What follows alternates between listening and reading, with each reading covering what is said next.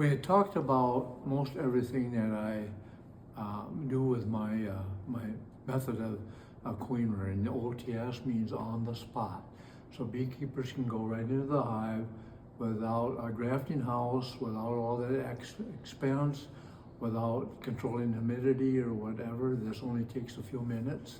And we talk about the solstice, the summer or the spring and the fall solstice basically, because this is how the Africanized bee survives.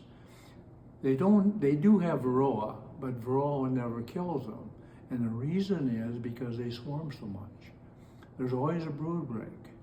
So I took that knowledge that I have observed in nature and I tried to duplicate that. So what I'm saying is, if queens are produced before the solstice, the control bees, or what I call alpha bees in that chapter in the book, won't shut that queen down. They'll operate like a normal hive. But if you make that start after the solstice, after June 21, and I call it a July start now, with my new queens, now the alpha bees will not shut that queen down because they can't get the 13 weeks of full hive. So that eliminates the mites from breeding because they have no brood. And the varroa mites feed on brood. And if they have no brood, what happens is they accumulate on the bees. Now, they can't produce brood until they get larvae again. So when that new queen starts laying the 1st of August, they can't do anything until day 8, because varroa mites will always go in the cell the day before it's sealed on day 9. That's a major biological flaw in the varroa mite. And so that's what I capitalized on.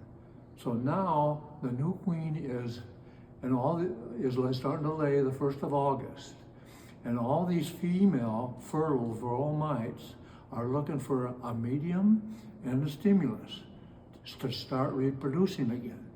So as soon as they get that 8-day-old larva, they all flock into that first cells, like flies on a manure pile. I've counted 14 mites in one cell.